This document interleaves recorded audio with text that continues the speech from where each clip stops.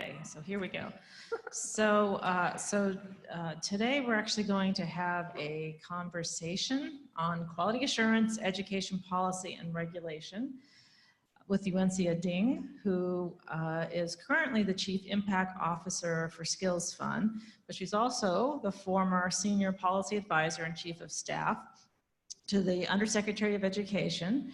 And I think that that's a really interesting combination of roles that you've had, Yuanxia. So I would love to hear you tell us a little bit about yourself, about your former role and the initiatives that you were involved in at the Department of Education, that transition to where you are now, which might not make a lot of sense to people on the surface, and the relationship to quality assurance and education.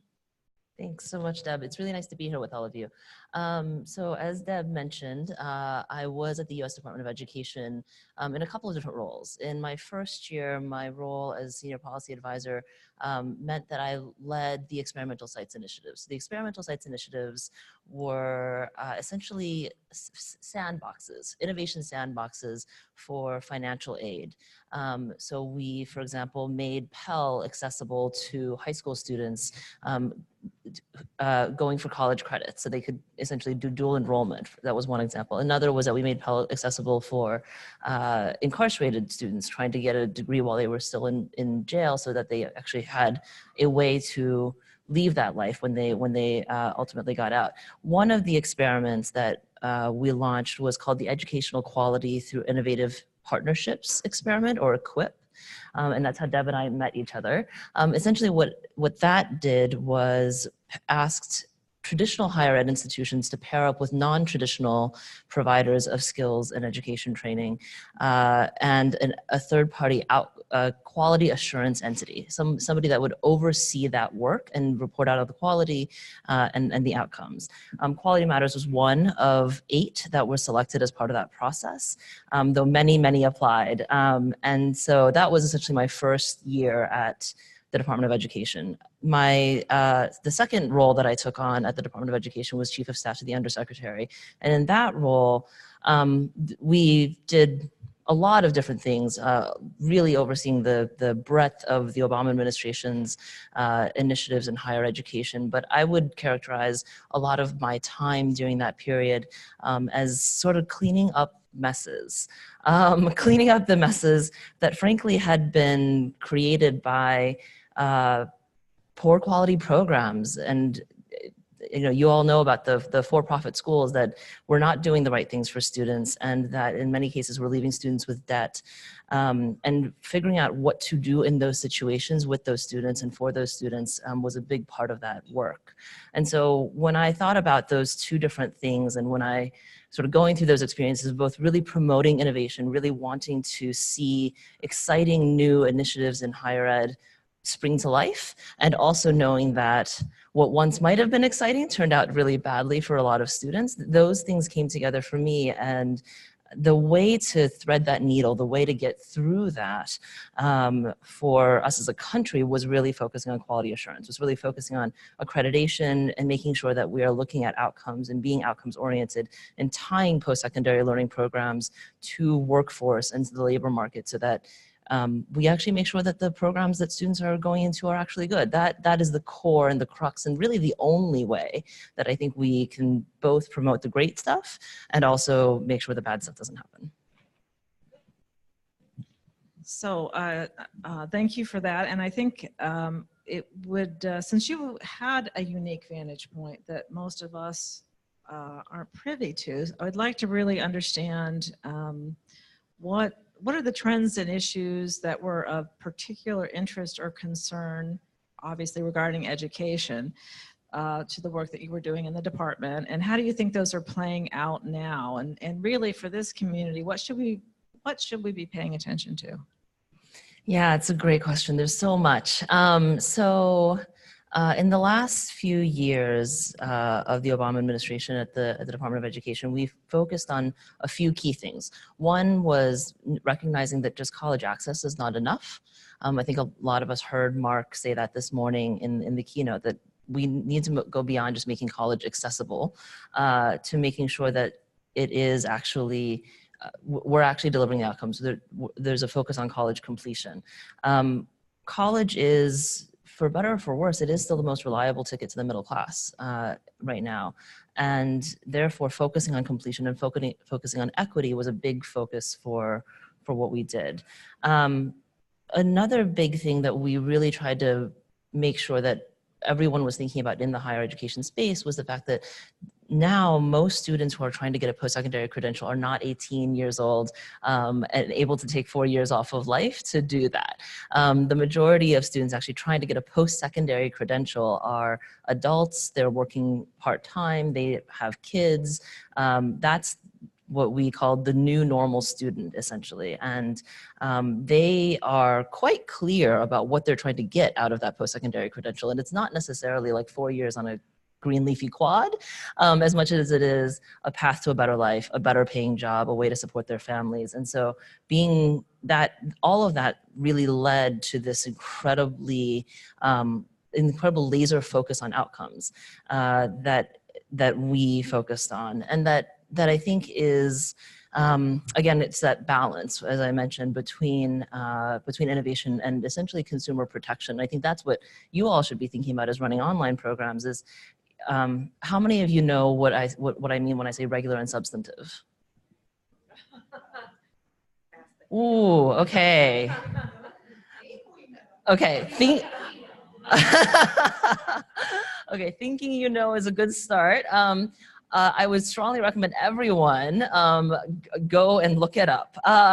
So regular and substantive is, it basically means that the faculty in your programs have to be regularly and substantively interacting with students, especially in online programs. That's incredibly important because otherwise they can quickly become essentially correspondence courses, and there's an entirely different set of regulations around that. So if you don't know what regular and substantive is and you're attending this conference, you should really, really, really look it up. But you know, that is a huge challenge as well to some of the folks who raise their hands, because it is not necessarily extremely clear how to be completely in line with it, right? I think that's probably a reasonable way of putting it. And so we know that online programs can serve adult students better because they are flexible, because they can be done from anywhere. But we also know that they can quickly become lower quality because of things like that. And so things like regular and substantive are there to try to prevent that from happening. And it's not just at the federal level, but also at the state level, things get even more complicated with there being 50 states. They're cooking up all sorts of different regulatory formulae for online programs. So for instance, there are different rules, for instance, well, what it means to have a physical presence in a state. So Oregon's definition of physical presence is may include like local advertising and career fairs. New York's version of physical presence is much more about, you know, instruction sites and whether the state's offering instruction or support. It gets very complicated, and there's states like Indiana that actually have reciprocity. So both at the federal and the state level, doing what you're doing is, there's a very, at the macro level, there's a sense that it's needed and that it could better serve students, and that's great. Once you get into the weeds and how do you comply with regulatory and compliance, that's very complicated. And so I think what I would say is that it is, in some ways, it's almost unfortunate that that's what we have to resort to. Because if we actually had a clear set of outcomes measures that everybody agreed on, that we could measure, that we knew, then theoretically, it doesn't really matter how you get the great results. What we want to see is that you get them, right? That would be ideal. That's not the world we live in. And so being that not the world we live in, the regular and substantive is not going to go away. These states' laws are continuously being worked on. So being getting clearer, as clear as you can, about how to follow that and how to think about that in the absence of a very clear, accepted, well understood outcomes measures across the field, I think is really important.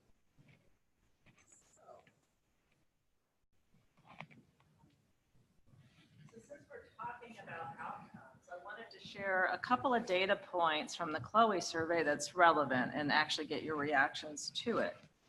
So the first slide here is really looking at the report from the Chloe 3 survey. This was finding some 280 institutions who are engaged in online learning. And this is their the sources of quality standards. So on the left, you see that their reported use of quality standards for support services, student outcomes, program design, course design, and faculty development.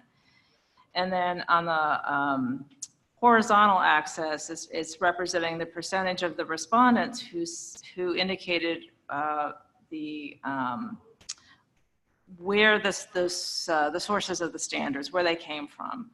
And of course, the dark blue are ones that they were internally generated. And of course, if they're internally generated, they're customized. They're your own institutional standards. And then red is the percentage that indicated that they relied on external organizations. Green, which is the smallest percentage here, are the percentage of those who looked to accreditors for those standards. And then the purple were that they had none adopted. And so you can see that 31%, when we look at student outcomes, you can see that 31% of the institutions said that they weren't following any standards for student outcomes. And then if we look at this chart, we were asking them about, again from Chloe 3, their favored benchmarks. What benchmarks would they want to use, and the percentage that indicated that. So of course, retention and graduation rates were 80% of the respondents said that that's what they would be interested in. But as you look down that list, and the more workforce oriented those outcome standards were, the fewer institutions that were reporting interest in pursuing those benchmarks. So only 36% of institutions reported systematic efforts to monitor postgraduate employment in a related field, and even fewer track indicators such as graduate earnings and feedback from alumni and employers. So, I want to ask you about that. So Yuanxia, are you, well, here's your softball question. Are you encouraged or satisfied by those findings? How many people are encouraged or satisfied by these findings? Is anyone? No, I mean, this is obviously heartbreaking. So let's just talk about like what could fall under quality assurance for a second. If we, at the broadest level, define quality assurance as thinking about exposing the value of a post-secondary credential. So one of those things is if we think through the points of decisions, the points in the timeline. The first is at the point of decision making. When a student is electing whether or not to attend your school, there should be data transparency, there should be information sharing. And so for example, some of the work that we've done around college scorecard, and even the gainful employment data release, like that's all about whatever data there is that to get it out there to say these are what the outcomes are. So that's at least the start. There's the point of school accountability. So that's really where like gatekeeping and traditional accreditation should be working. And then on the back end, there is, for instance, the bar defense regulations that just went into effect to make things right for students who did not get what they were supposed to get out of the education. But again, what's missing in all of that is a clear outcomes standard set of standards. And so, you know, on the one hand, it's interesting because the work that we did to try to spur innovation in quality assurance through organizations like Quality Matters, that work is really encouraging in a sense because there have been a number of quality assurance and outcomes frameworks that have been proposed since we started that work, and that's great. The challenge with almost all of those that I've seen is that they try to do everything, right? They're trying to apply one set of standards or frameworks to every institution out there, and we know that lots of different institutions have different missions. They are serving different purposes and different subsegments of students. And so that doesn't necessarily work. But the one thing I would say is, as a post-secondary training provider, and I think most of you in this room are hail from them, what I want to ask you is, who is your customer? Like, that's the question I would love for you to think about for like 5 seconds. Who is your customer? And now I want to ask you a second question, which is, how many of you are on Facebook, before I go into this analogy? Come on, hands up, you can admit it. So in the world of Facebook, you as the user are both the customer and also the product, right? You're using it, you see the ads, and if you click on an ad, Facebook is like, oh, thanks for clicking on an ad, but you're also the product because you are providing data to the platform. In some ways, thinking about yourselves as higher ed institutions, your students are like that because they are the consumer. They're consuming the education you provide, so you're a customer, but they are kind of also your product. Because at the end of the day, what you're creating is what companies call talent. And the labor market right now is very, very hot. It's the tightest labor market we've had in, I think, like 30, 40 years at this point. And there's a huge war for talent and huge dissatisfaction with the talent that exists among employers and among companies. It's what a lot of people call the skills gap. That companies are desperate for talent, they're poaching the heck out of each other's talent, they're looking for people with the skills that they need, and they're not in many cases necessarily finding them. And so your customer is both the student and also the employer, because the employer is the consumer of that talent. Okay, so the reason that I'm saying all this and the reason it comes back to this is because all the stuff in green, the highest percentage of which is 36, all of that is feedback from those two customers. Every single one of these points, whether it's postgraduate employment in a related field or alumni feedback or debt at graduation or employer feedback or graduate earnings, is either your students' feedback or your employer's feedback. And if those are your customers, then why are those things not in the 90s? That's the piece I'm struggling with. That's the piece I don't understand. So in spite of that being the struggle for you, do you have thoughts about how we can move the needle with those? That how we might best increase attention in higher ed to these other measures? How do we do that? Yeah, it's a great question. It's a little bit of what I was getting at with data transparency and information sharing. That's a big piece of it. So you mentioned at the beginning, Deb, that I now work at a company called Skills Fund. And Skills Fund is essentially, we do a couple things. We both finance students to go to accelerated learning programs, and we also do the quality assurance on those programs. And one of the initiatives that we spun out was something called the Council on Integrity and Results and Reporting, which essentially is a industry association of these accelerated tech learning programs that have come together and said, we're going to report outcomes in this way. We're going to do this in a standard way so that it's clear what it means to be in a full-time in-field position, for example. So we're at least able to compare our outcomes measures apples to apples. That is doable because this industry is still growing. I don't know how to get a broader swath of higher education to do that, but that's exactly the kind of initiative that's needed, is groups of institutions that can come together and say, you know what, we're trying to do the same thing, and we want to be able to show that we're doing a good job.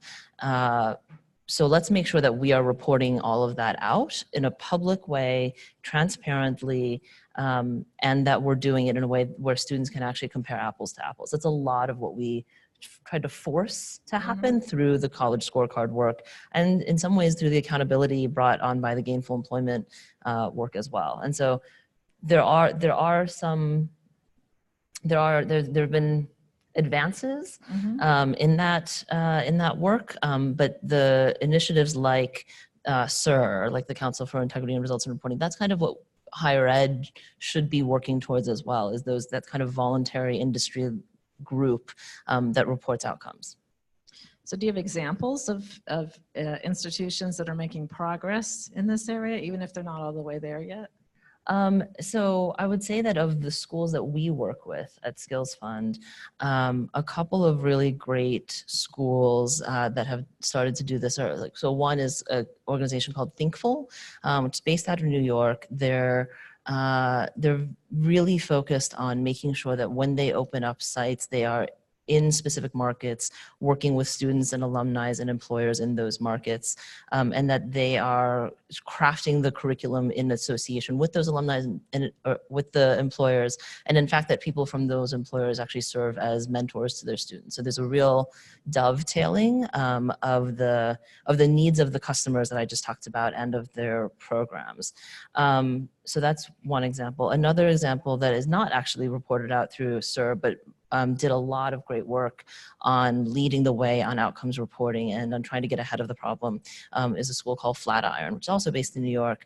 They were the first school to actually release audited outcomes. They were the only school that actually responded to the call when the Obama White House put out a call essentially to this rise of coding boot camps that said, you all have to tell us what your outcomes are, and they did that. They've had some issues with their aggregated statistics and reporting, but I think they should be commended and credited for being really courageously pushing the whole conversation and the whole field forward in terms of outcomes and quality assurance. What's really interesting, I think, for you all is that both of these schools, Thinkful and Flatiron, actually have online offerings, and they've been developing those over time. So Flatiron, for instance, now has a platform essentially that's called Learn for online students. And they really are trying to make sure that the online program is just as deeply embedded with the community and having as much community engagement and student engagement as their on-campus. So they can actually allow students to go back and forth between both. So students can seamlessly essentially go between the online and the on-campus programs if they need to, because again, the flexibility of online, that's a huge appeal of it. And so blurring that is, I think, it's great for the program, it's great for the student, and there are a couple of these schools out there that I think are doing some really great work in reporting their outcomes and being pretty transparent and bringing about their quality. So, so I'm interested in how to, so these are two examples outside of the academic universe, academic higher ed universe. And so I'm interested in what will influence academic institutions to do this. And if you know of any, I mean, is it easier for community colleges, for example, to move in this direction because they have a more regional, a more localized presence and an opportunity to have deeper relationships with local employers? Or do you think that that's not relevant? I think it could be. So of traditional higher education institutions, what I've seen is it really depends on, frankly, it sort of depends on the priorities of the leadership.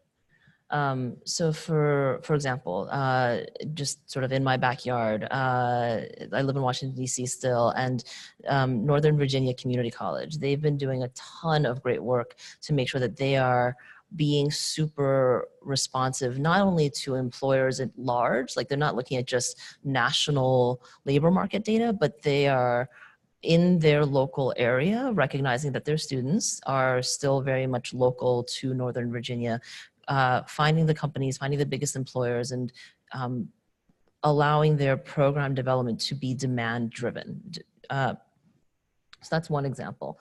But what it takes to force that to happen is at scale and systemically, that's the challenge. But there are some examples like that of schools that are able to do that.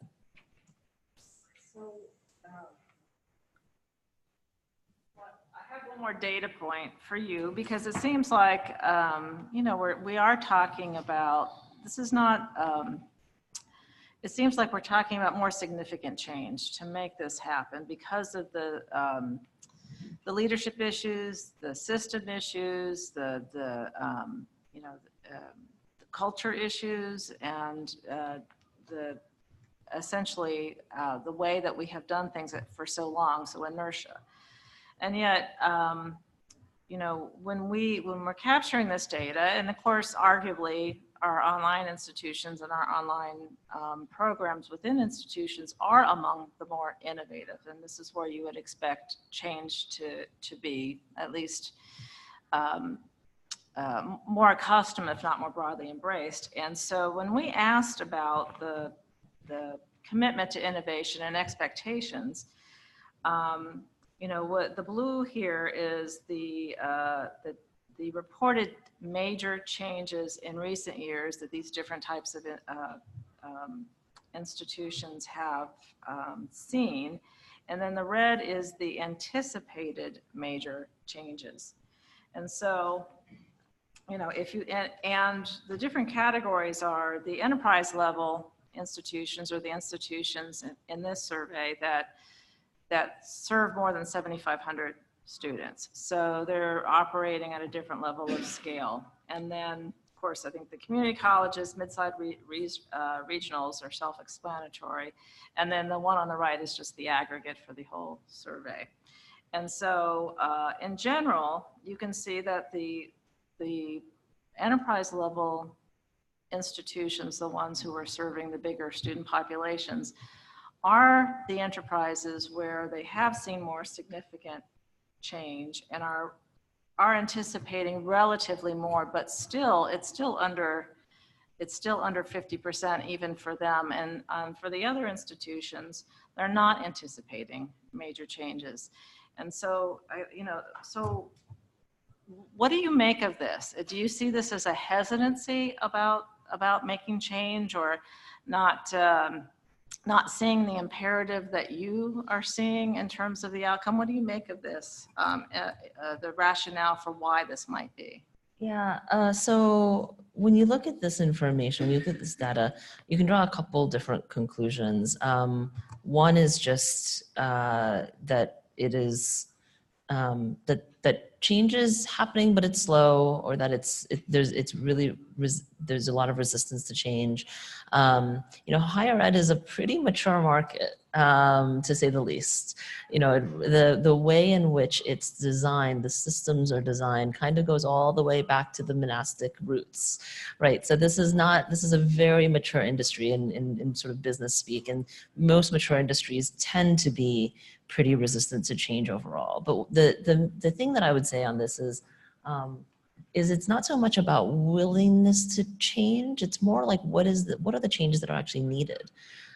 If I were looking at this as a higher ed institution, I would say, okay, but like, what's the problem? What's the problem we're trying to solve? What's the change that you're trying to get me to do? That I think is actually the question that we should be getting at. And so I don't know that we have the answer to that, but there's clearly just a huge amount of shifting requirements and shifting demands on higher ed right now. And that is probably causing a lot of initiative fatigue and change fatigue. So setting the right direction and actually taking steps towards making those, that's probably as important, if not more important, than just general willingness to change. And so do you see that as the change to be more transparent and mindful and using outcomes data? Do you see that as a strategic imperative for institutions, for academic institutions? I do. I see particularly the need to focus on outcomes and the need to be able to be more responsive to labor market needs as incredibly imperative. That's a lot of the innovative work that we did at the Department of Education. That's a lot of the schools that we now support at Skills Fund is essentially these alternative training providers, these accelerated learning programs that have popped up because the need is there, because higher ed isn't moving fast enough to be able to accommodate the demands of employers. And so somebody's filling that gap. When there's a clear need, you know, we are in an innovative entrepreneurial country and people will rush towards that need. And that's essentially what's happened. And so, yes, I think higher ed institutions should start to move in that direction, albeit it is harder to do when you are in a long established, mature organization. So it sounds like you think that the non-traditional providers are probably right now more responsive to this than traditional higher ed. And if that's the case, how do you see, is there an opportunity for non-traditional providers and traditional higher education to work together in this area? Yes, absolutely, 100%. So that's the thing, is if you all in higher ed institutions haven't talked to some of these accelerated learning programs out there, I strongly encourage you to do so, because it's really exciting and really interesting how much these two systems can learn from each other and gain from working together. That was a big part of what we did with Equip. So Deb and Quality Matters, for instance, is the quality assurance entity that oversees the quality outcomes of a partnership between Thomas Edison State University and study.com. Is that right? That's right. Ah, good, I still remember it. So that's like one example, but the exciting thing about that program wasn't just the 8 that we ultimately picked, but was the 74 that applied. Mm-hmm. So that means that, and we only really gave them 2 months to do so, so that exposed this incredible demand between these non-traditional accelerated learning programs and traditional institutions that said, I wonder what's going on over there. I wonder what I can learn. Can we find a way to partner, and can we find a way to work together? And that is exactly what I think should be happening, because one, because traditional education is better at providing a lot of the student supports, working with lots of different kinds of students, having the administrative backend that traditional higher ed does, that you have more of a good sort of baseline to start from than some of these schools that are, to their credit, really good at responding to labor market needs and creating programs quickly. You know, when I hear from institutions of higher ed that at breakneck speed, if they're trying to create a new program, they're really excited that it only takes 2 years. When I then say that to an employer or to industry, they're like, that's crazy. I'm not gonna wait 2 years for somebody to learn a skill that I need yesterday or next week or next month. And the non-traditional providers, they're doing that. They're able to respond much more quickly to those kinds of curricular developments, but they have less experience with the student supports. And frankly, they have less experience with the pedagogy. So again, checking in this room, how many of you are instructional designers? Okay, how many of you are faculty? Yeah, great. So you know how to teach. So in many cases, when it comes to these non-traditional programs, what they'll have is somebody who's really good at, let's say, software development or web development or data science, who's great at knowing how to do that and has done that in industry, but doesn't necessarily have your pedagogical experience or skills. And so there's just so much that can be learned from going back and forth between these two different groups that are essentially educating students. And then, as I mentioned, these partnerships are starting to happen. So in addition to study.com and Thomas Edison, Flatiron School, which I mentioned before, was working with the State University of New York, with SUNY. Thinkful is starting to open up partnerships with traditional institutions. And so the pairing of the various strengths and assets of these two groups, I think, is really exciting. Yeah, and it actually might move the needle on things like this in terms of change, right? One can hope. So I have a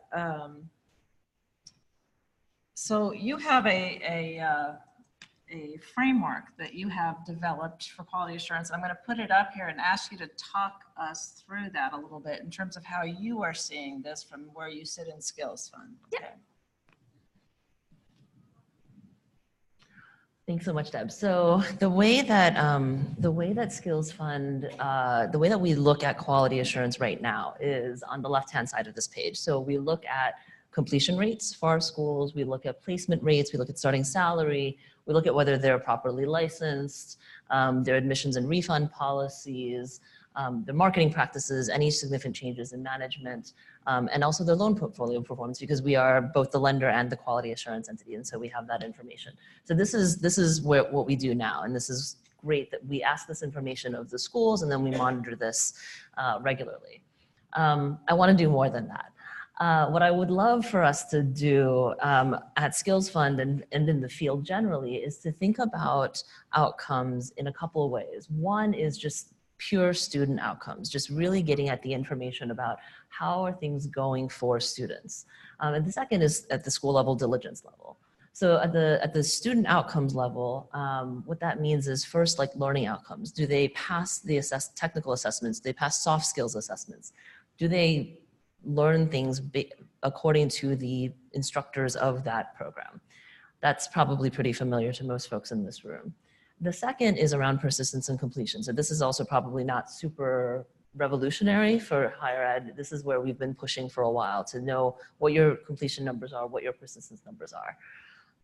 We're gonna start getting a little bit more revolutionary and a little bit more innovative here. So satisfaction scores, and satisfaction isn't just with students, but also with employers. So are these, when we think about this, the customer being both the student and the employer, are they happy with what they're getting from the educational experience? Do they see the value that hopefully you would want them to? The next is employability. So one of the key things that I think differentiates just essentially employer-based workforce training from education is the notion that education is meant to enable and empower a person to be an individual unit of labor, an individual unit of economic mobility in this country. And so what I want to know isn't just that they could get a job. What I want to know is, could they get that job in a number of different places? So that, I think, is an important piece. Certainly the financial outcomes, we want to make sure that people are actually getting, especially the new, quote, new normal students, adult learners who have a part-time job and are taking care of a family, that they are, if they are going into debt, if they're taking out loans, that they are actually getting a return on that, and they are actually able to make more money as a result of having gone through the program. And then workplace performance and stability. And this one I kind of call the holy grail, because it is the question of not only did you finish, not only did you pass, not only did you graduate, and not only did you get a job, but did you actually have the skills to stay in that job? Did you actually have what it takes to like be there 6 months later? And then in an ideal world, did you have what it takes to be there 2 years later? Do you actually get promoted? Do you have that stability? That's a whole lot to ask for. But that is ultimately, I think, in reality, that is what our students are being judged on. In reality, that is how the quality of a post-secondary learning program is reflected in that. We just don't know what that is yet. We don't have the data at any level really to be able to expose that information, but that's the reality of what's actually happening if you look at the market. If you look at the market and we're able to track it, that's the holy grail, is to be able to know that information. And then at the school level, certainly recruiting and admissions, super important that we are not selling false promises to our students. Compliance and stability, that you're following the rules, and that there's some degree of stability, so the students know that they can start and finish because the school will still be there. Employer engagement, certainly because of a lot of things I've already talked about, being labor market aligned, making sure that the program that you're putting students through actually gives them skills that are demanded in the labor market, by engaging employers, by building an employer network. And then last but certainly not least, is this focus on equity and diversity and inclusion, and trying to make sure that we are opening these opportunities and these up to everyone. That is a key aspiration that we should be aiming for. So it's a whole lot to try to go after, but that's essentially where we are headed at Skills Fund with the quality assurance work. So I'm gonna hold off on the next question because we're within 10 minutes. So let me open this up to any questions from the room or from the remote folks. Do you have any questions for Yuanxia before we before I ask my next battery over here? You got it, Jen? Okay.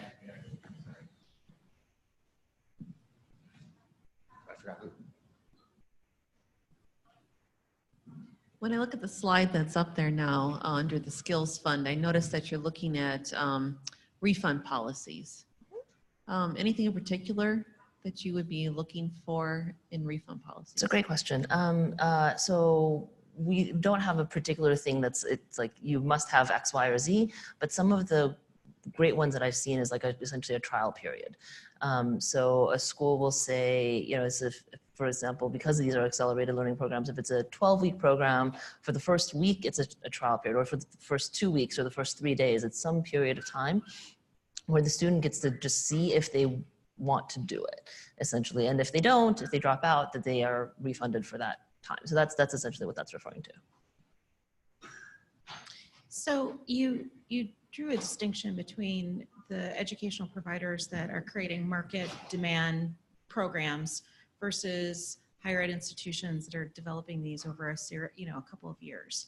And yet those of us that are charged with that are often like, well, sure, I have to go through, talk to my accreditor, and then I have to do, and because we're measured on our degree production with our 6-year graduation rates, our incentive is to create those programs. So I'm wondering and I know this, you don't have a crystal ball, but if there's some acknowledgement that the incentives or that the data that we're being tasked with collecting is really creating a system that delays really, the development of relevant credentials, because we're bound by rules that maybe other educational providers aren't bound by.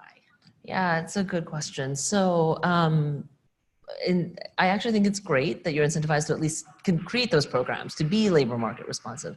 To the extent that there are many hoops you have to jump through in order to do that, totally understand that, have heard that many, many times, which is actually exactly why I think these partnerships could be helpful. Because instead of developing all of that in-house, where you're like hiring up instructors, where you're developing the curriculum from scratch, like instead of doing all of it yourself and having to jump through all those hoops, being able to partner to do some of that might be helpful.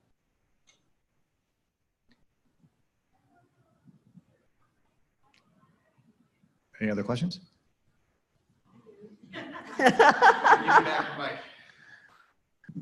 So I do have a wrap-up question, but before then, I was intrigued by what you said about employability. Could you explain that again, or in a little bit more detail, what you're looking at? Because I had someone tell me,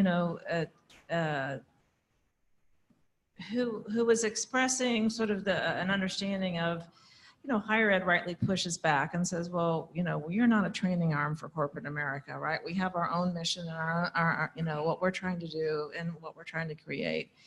And his point of view was, higher ed shouldn't be responsible for employment. They should be responsible for creating, for putting out students who are employable. Yes. And he was trying to make that distinction. So how are you thinking about that or defining that here? So that is largely exactly how I'm thinking about it as well. So the example I'll give is we had an application to equip, which was an employer and a higher ed institution. The employer was going to develop the curriculum and then be the employer for all the students that went through the program.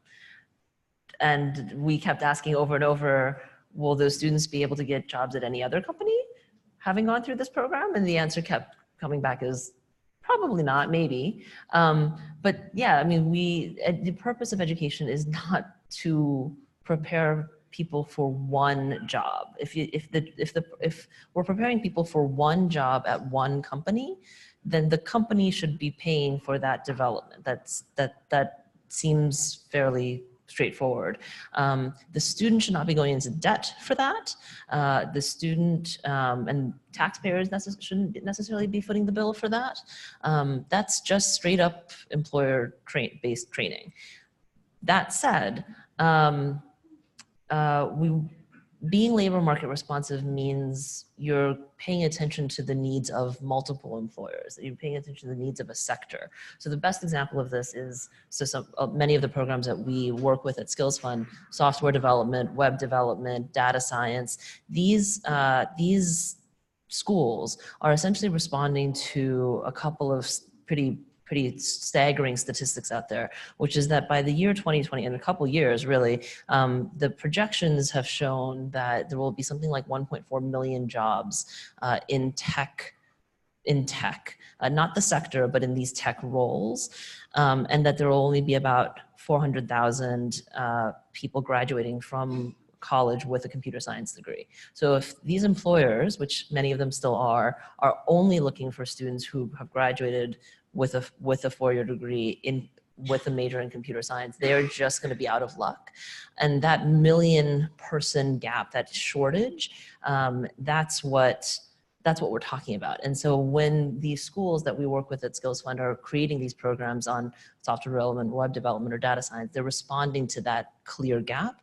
And those students, we look for this, and I sort of insist on this. Those students need to be employable, not just go into one job in one company, but actually be able to get that job in multiple places, because they're actually trained to do something that is valuable to the labor market as a whole and not just to one company. So just then, let me just get this wrapped up and just sort of bring it back to what's relevant for us and for Skills Fund. So what's the role of organizations like Quality Matters or Skills Fund, in this universe now? Yeah. So because we work with accelerated learning providers, and because I've been on this journey of working with both higher ed institutions and accelerated learning providers for some time, there's a lot of there's oftentimes questions of, oh, are you trying to replace college, or is college not worth it anymore, or whatever, this vilification of college. And I think that's really unfortunate, because I don't think that's what we're doing. And I think that the role that Quality Matters is playing, and the role that Skills Fund is playing, the role that a lot of these quality assurance entities out there that are playing is about exposing the value.